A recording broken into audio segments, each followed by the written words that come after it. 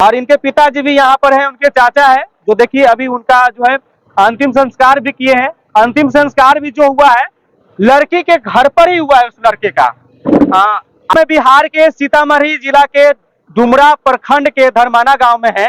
और यहाँ की घटना यहाँ पर एक ऐसी घटना घटा है जिसके बारे में जानने के बाद रूह कांप जाता है। एक लड़का एक लड़की से प्यार करता था, प्रेम करता था, लेकिन उसको सजा ऐसा मिला जिसके बारे में जानने के बाद हर व्यक्ति को रूह कांप जाएगा। उसको बेरहमी तरीके से मार दिया गया, उसको घर से ले जा करके, और उसका इतना बेरहमी तरीके से मारा गया जिसके बारे में कह नहीं सकते हैं। पहले तो उसके पैर का नाखून कबाड़ दिया गया, हाथ का अंगुली काट दिया गया, पैर का भी अंगुली काट दिया गया। उसके बाद मुंह में कपड़ा डाल करके लाठी डंडा से मारा गया। उसके बाद बेरहमी तरीके से चाकू गोद गोद करके हत्या कर दिया गया। अभी उनके परिजन से मिलने के लिए यूथ आइकॉन निशिकांत सिन्हा आए हुए हैं इनके घर पर, और इनके पिताजी भी यहाँ पर हैं, उनके चाचा है, जो देखिए अभी उनका जो है अंतिम संस्कार भी किए हैं। अंतिम संस्कार भी जो हुआ है लड़की के घर पर ही हुआ है। उस लड़के का आप लड़के के परिजन से मिलने के लिए आए हुए हैं। बिल्कुल। ये सूचना मुझे कल देर रात मिली। 12 बजे रात में मुझे सूचना मिली, लेकिन मुझे पता नहीं चल पाया था कि घटना आखिर किस तरह से। दिन में आज मुझे पता चला तो फिर मैं मिलने के लिए आज यहाँ पे आया। और जो मैंने सुना तो सुनकर तो ये हमारा दिल स्वीकार नहीं कर रहा है कि इस तरह से भी किसी लड़का की हत्या की जा सकती है। जैसा कि आपने बोला कि लड़के का नाखून निकाला गया, लड़की की उंगली काटा गया। नहीं, इनके परिवार वाले ही बता रहे थे। बिल्कुल। मैं घटना स्थल पे गया भी और सबसे यहाँ का जो लोकल लोग हैं उनसे भी मैंने सब पूछा। सबने बताया कि लड़की को करंट भी दिया गया, लड़का का उंगली भी काटा गया, लड़के के शरीर में करीब दर्जनों चाकू भोंका गया।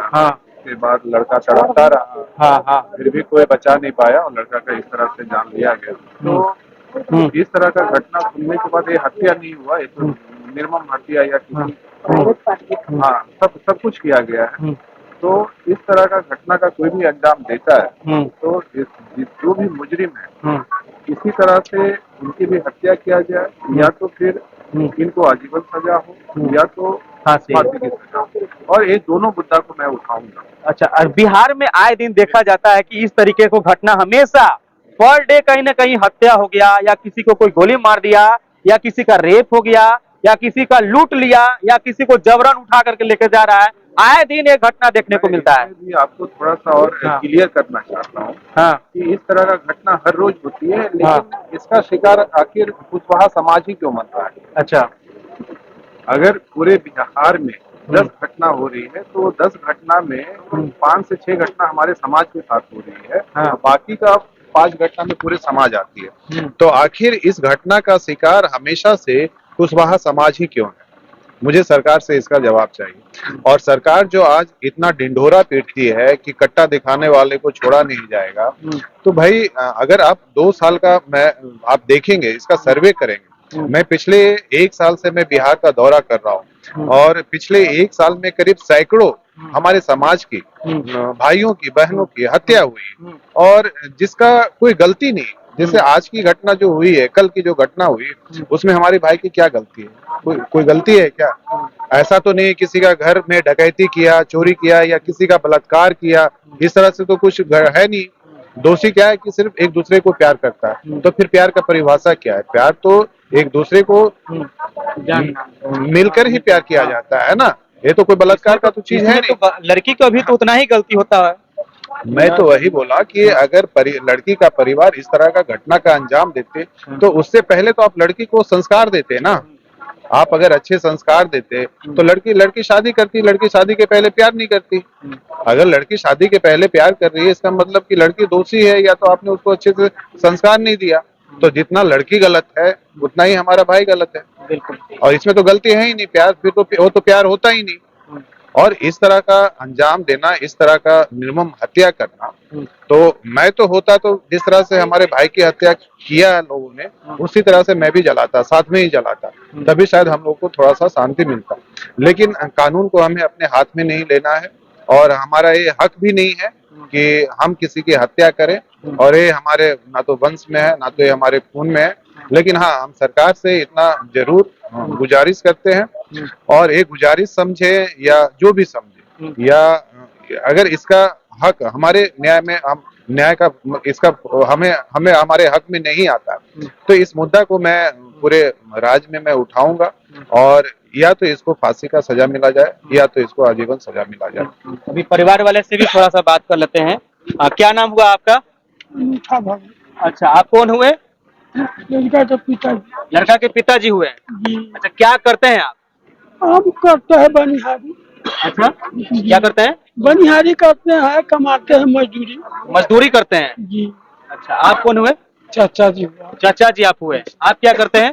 मजदूरी करते हैं, कल धसाते उसाते हैं, दोनों हाँ। भाई यही करते हैं। अच्छा, आप दोनों साथ में ही अभी रहते हैं? नहीं है, अलग अलग, मगर साथी बुझिए, एक ही भाई। मतलब हम हाँ। ऐसे कर जैसे कैसे ही रोजी रोटी करते हैं, और बाल बच्चा का पोसते हैं, पालते हैं और खाते हैं।